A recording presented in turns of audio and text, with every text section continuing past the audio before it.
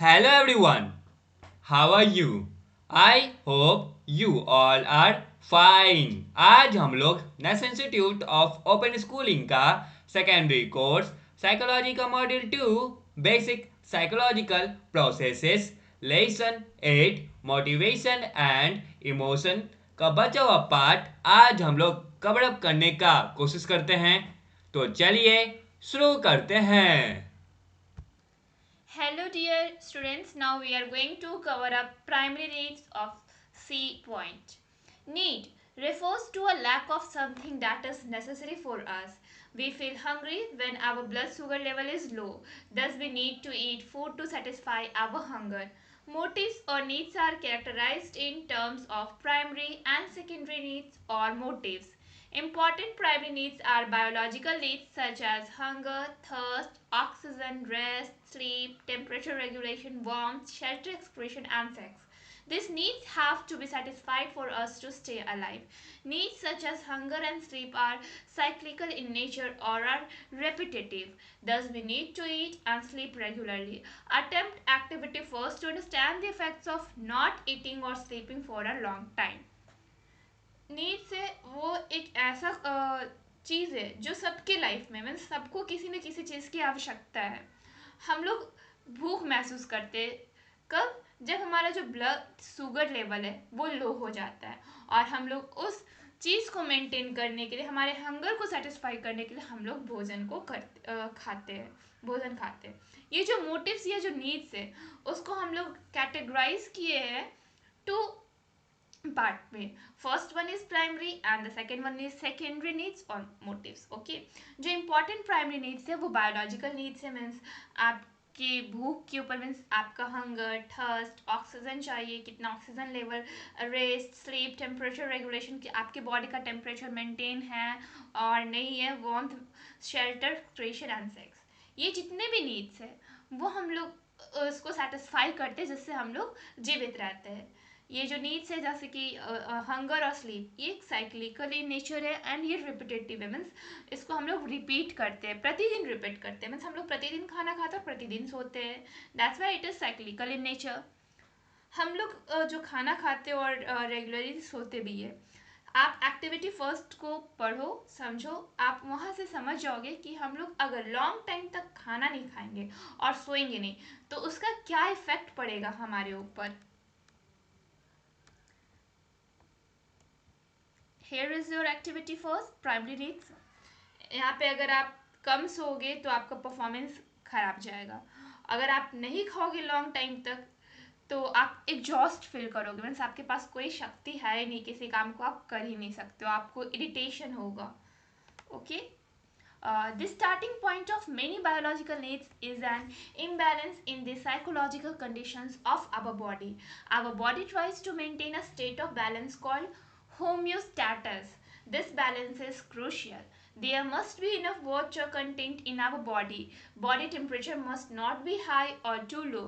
Glucose levels must be adequate, and so on. Without maintaining this balance, we would not be able to function properly in our daily life activities. Can you recall when you or a family member suffered from high fever and had to rest in bed for a few days? A state of balance must be maintained within our body to carry out our daily activities.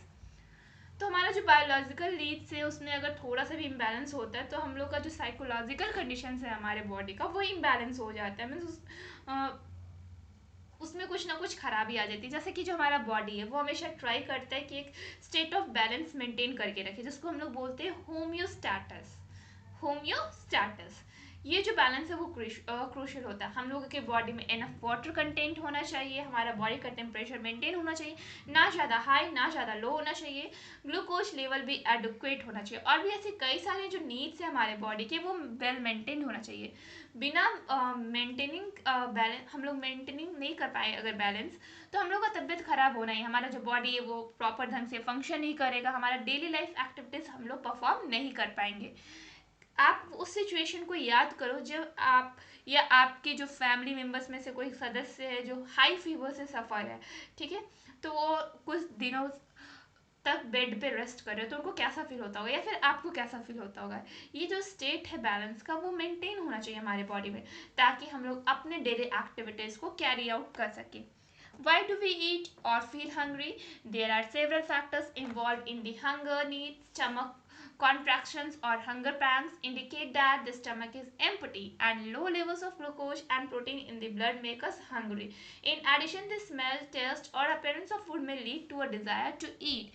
When you reach home, the smell of your favorite dish makes you feel hungry. Many factors work together to make us feel hungry.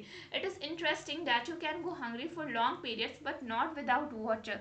We feel thirsty because we lose water content due to perspiration, breathing, and urination. आपको भूख क्यों लगता है, आप खाते क्यों हो? क्या आपने कभी सोचा है?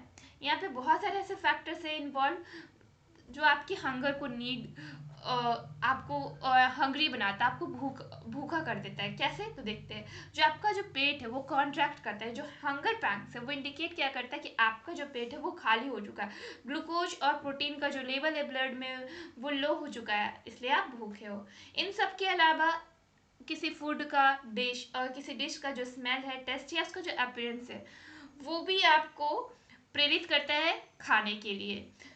जब आप घर पहुंचते हो और आपके फेवरेट फूड का स्मेल आपके नोज तक पहुंचा, आप उस स्मेल से भी भूख महसूस करने लगते हो। ऐसे कई सारे फैक्टर्स हैं जो आपको एक साथ मिल करके भूख आपको फील कराता है। ये इंटरेस्टिंग है जब आप क्या है कि आप बिना खाए बहुत देर तक रह सकते हो, लेकिन पानी के बिना नहीं रह सकते हो। आप प्यास से मतलब आपको प्यास क्यों लगती है? जब आपके बॉडी से वाटर का लॉस होता है। वाटर का लॉस कैसे होता है?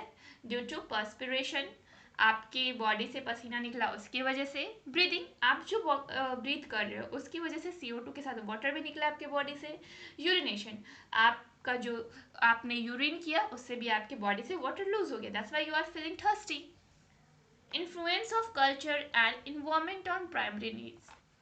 Do you know that our biological needs, such as hunger, are influenced by environmental factors? Often we are likely to feel hungry because of a number of reasons rather than due to low glucose levels in the blood. Environmental factors that have an effect on hunger and eating are, क्या आप जानते हो जो हमारा biological needs है जैसे कि भूख, ये इन्फ्लुएंस किससे? इन्वायरमेंटल फैक्टर से।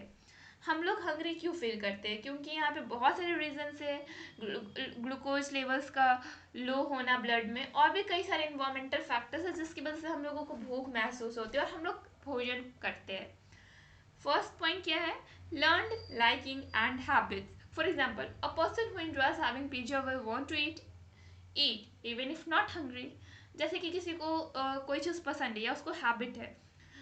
फॉर एग्जाम्पल कि एक जो पर्सन है उसको पिज़्ज़ा खाना बहुत पसंद है, वो इंजॉय करता है, और जब वो अपने सामने पिज़्ज़ा देखेगा, इवन उसको भूख नहीं भी लगा होगा वो फिर भी पिज़्ज़ा को खाएगा। Second is stress can lead to eating. For example, examination stress makes some students eat more than is required. Stress की वजह से भी बहुत ज़्यादा भूख लगती है। एग्जाम्पल के लिए कुछ ऐसे स्टूडेंट्स होते हैं वो एग्जामिनेशन स्ट्रेस की वजह से कुछ ज़्यादा खाते, जितना उनका बेसिक रिक्वायर्ड था वो जितना डेली खाते, वो एग्जामिनेशन के स्ट्रेस की वजह से उस ड्यूरेशन में कुछ ज़्यादा ही खा लेते हैं। External cues such as when it is dinner time or your mother calls out for dinner, you are likely to feel hungry. The smell and attractive appearance of food may also make you feel hungry. और external cues भी है, जैसे कि जब आपका dinner का time होता है और आपकी माँ ने आपको डिनर करने के लिए बुलाया, आप तो आपको भूख लग गई, या फिर वो फूड या वो डिश इतना ज़्यादा स्मेल कर रहा है, आपको उसका स्मेल बहुत ज़्यादा पसंद है, उसका जो अपीयरेंस है वो देखने में जो फूड है बहुत ज़्यादा attractive, that's why you are feeling hungry. Dietary restraints. If the doctor has advised a patient to avoid sweet foods, there may be an increased desire to eat sweets. अब आपको डाइट्री पे भी रेस्ट्रेंट्स means कभी कभी किसी person को क्या होता है ना, किसी इंडिविजुअल को शुगर हो गया तो डॉक्टर ने क्या बोला, एडवाइस किया कि आप मीठे से दूर रहे। तो अगर जिस चीज़ पे मना भी है उसकी वजह से भी उस चीज़ को खाने की ज़्यादा इच्छा होती है। मीन्स जिस बंदे को मना किया गया कि हाँ आप मत खाओ मीठा, तो उसका चाहत होगा कि वो ज़्यादा से ज़्यादा मीठा ही खाए। And this was the environmental factors in making you feeling hungry. आपको हंग्री फील करवाने के लिए ये कुछ इंपॉर्टेंट इन्वायरमेंटल फैक्टर्स थे। Now we are going to study secondary needs. Secondary needs lead to psychological or social motives. They are called social motives because they are learned in social groups, particularly the family. As children grow up and interact with others, they acquire certain needs which can be fulfilled in a group setting. For example, achievement. Motivation is acquired by children through their parents, role models, and socio-cultural influences. Some common social motives are secondary needs में psychological और social motives आते हैं, जैसे हम लोग social motives क्यों कहते हैं, बिकॉज ऑफ इसे सोशल ग्रुप्स में लर्न किया जाता है, पार्टिकुलरली अपने फैमिली से। जो बच्चे होते हैं, जो बच्चे बड़े हो रहे होते हैं, वो अपने फैमिली से इंटरेक्ट करते हैं और उनके कुछ जो सर्टेन नीड्स होते हैं वो फुलफिल होते हैं ग्रुप सेटिंग्स में। एग्जाम्पल के लिए जो उनका मोटिवेशन अचीवमेंट होता है किसी बच्चे का, वो अपने पेरेंट्स से एक्वायर करते हैं, अपने रोल मॉडल से एक्वायर करते हैं, फिर सोशल कल्चरल इन्फ्लुएंसेस से एक्वायर करते हैं। यहाँ पे सोशल मोटिव्स कुछ दिए गए। Achievement, to strive for success and excellence, carry out difficult task. Achievement में क्या होता है कि आप सक्सेस को पाने के लिए आप अपना एक्सेलेंस देते हो, किसी चीज़ में आप बेस्ट हो उसको आप देते हो, और आप डिफिकल्ट टास्क को भी करने के लिए तैयार रहते हो। Affiliation, to seek and enjoy the company of others to make friends. जब आपको एफिलिएशन चाहिए होता है तो आप क्या देखोगे, आप दूसरे की कंपनी में रहना पसंद करोगे, दूसरों का साथ चाहोगे, आप अपना फ्रेंड बनाना चाहोगे। Power, to strive for impact on others, to influence, control and persuade others. दूसरे पे अपना दबदबा बनाने के लिए आपको पावर की नीड चाहिए होती है। आप दूसरे पे कंट्रोल कर सको, इसके लिए आप क्या चाहोगे, आपको पावर चाहिए। Nurturance, to help and take care of others such as children, elderly और सिक पर्सन। ये नर्चरेंस क्या है कि आप दूसरों का ध्यान रखो, जैसे कि बच्चे हैं या फिर जो बड़े लोग हैं, बूढ़े लोग हैं, जो बीमार पर्सन है, उनका आप ध्यान रखोगे। Aggregation, to fight forcefully overcome opposition to hurt and ridicule. अब आप अपने अपोजिशन से, जो आपको पसंद नहीं करते हैं, तो आप उनसे फोर्सफुली फाइट भी करोगे। Exploration, to seek a variety of stimulation to explore novel things. ये एक्सप्लोरेशन क्या है, इसमें आप बहुत वैरायटी ऑफ स्टिमुलेशन को सर्च करोगे, आप एक नॉवेल थिंग्स को एक्सप्लोर करोगे।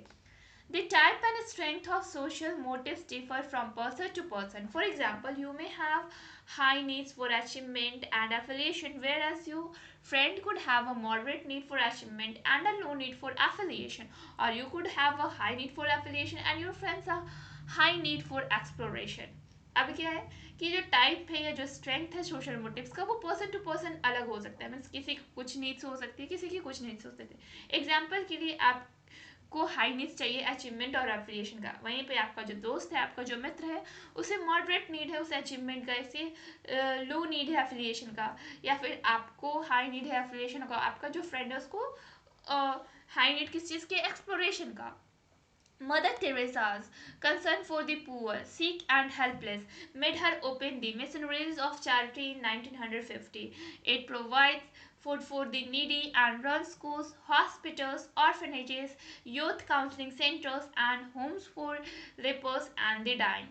Mother Teresa's work has touched the lives of thousands of people. Her concern for others makes her high on need for nurturance. Do read the poem written by Mother Teresa as shown on www.youtube.com. जो mother Teresa थी वो गरीब लोगों के प्रति concern थी, जो बीमार थे, जो असहाय थे, तो उनको लिए उन्होंने मिशनरीज ऑफ चैरिटी 1950 में ओपन किया। ये लोगों को फूड प्रोवाइड करता है, जो ज़रूरतमंद बच्चे उनके लिए स्कूल्स, हॉस्पिटल, अनाथालय या फिर youth counselling centres, Holmes for lepers, या फिर जो लोग मर रहे हैं डाइंग, उनके लिए। ठीक है, जो मदर टेरेसाज हैं उनसे हजारों व्यक्ति का जो जिंदगी है वो प्रभावित हुआ है। उन्होंने हजारों व्यक्ति की ज़िंदगी को टच किया है। दैट्स वाई उनका जो नीड था वो क्या था, नर्चरेंस का नीड था, वो हाई नीड था नर्चरेंस के ऊपर। आप उनके द्वारा लिखे गए पोएम को www.youtube.com पे पढ़ सकते हैं। Nelson Mandela dedicated himself to struggle of African people and was imprisoned for 27 years before he achieved freedom for his people. In fact, he did not want personal freedom but fought for the setting free of common people. He was influenced by Mahatma Gandhi's way of thinking. For him, it is Important to live in peace and harmony and have equal opportunities for all people. Nelson Mandela was able to achieve difficult goals and his commitment helped him accomplish his purpose in life. Watch the video on www.youtube.com Making Poverty History, Nelson Mandela and the First Mandela Interview. Nelson Mandela जो थे वो dedicated थे African people के life में, उन्होंने वहाँ पे struggle किया और उनको 27 ईयर्स तक जेल में रहना पड़ा। जब वो अपने लोगों की आज़ादी चाह रहे थे उससे पहले उनको 27 ईयर्स तक कारावास की सज़ा दी गई। इनफैक्ट वो अपना पर्सनल फ्रीडम नहीं चाहते थे, वो कॉमन पीपल के लिए फ्रीडम चाहते थे और वो महात्मा गांधी के विचारों से बहुत ज़्यादा प्रभावित थे और उनके लिए पीस और जो हारमोनी था और equality for equal opportunities for all people, ये चीज़ उनके लिए बहुत ज़्यादा ज़रूरी था। जो नेल्सन मंडेला थे वो एबल थे अचीव करने में डिफ़िकल्ट गोल्स को, और उनका जो कमिटमेंट था वो क्या था, उनके लाइफ का क्या पर्पस था कि वो अपने लोगों को फ्री करें। आप उनकी video www.youtube.com making poverty history Nelson Mandela and the first Nelson Mandela interview देख सकते हैं। We can also classify needs into three basic types. Existing needs that include all primary needs that are essential for survival. Relatedness needs include safety, belongingness, esteem, and other social relationships needs. And growth needs include those aspects that help people to develop their full potential. It is important to understand that biological and psychological needs do not work in isolation. They influence each other and determine human behavior. तो हम लोग ये जो needs है हमारे उसको हम लोग थ्री टाइप्स में डिवाइड कर सकते हैं। एग्जिस्टेंट नीड्स जिसमें प्राइमरी नीड्स आते हैं जो कि इसेंशियल होते हैं सर्वाइवल के लिए। रिलेटेड नीड्स क्या है कि इसमें सेफ्टी आता है, किसी का बिलोंगिंग्स आता है, उनके सोशल रिलेशनशिप्स नीड्स एस्टीम सब आते हैं। ग्रोथ नीड्स में क्या है, इसमें वो सारे एस्पेक्ट चाहिए लोगों को जो उनको फुल पोटेंशियल तक डेवलप करने में हेल्प करता है। और ये इंपॉर्टेंट भी है समझना कि जो बायोलॉजिकल और जो साइकोलॉजिकल नीड्स है ये सब मिलकर ही एक पर्सन से काम करवाता है, और जो लोग हैं इससे प्रभावित होकर के लोगों का जो बिहेवियर है वो हम लोगों के सामने आता है। Now here is your in text questions 8.1 try to solve all these questions and here is quiz 1.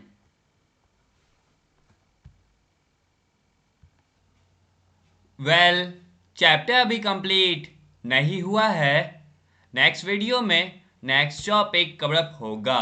तब तक के लिए इस चैप्टर का इंटेक्स क्वेश्चन बनाने का प्रयास करें। That's all for today, thank you everyone.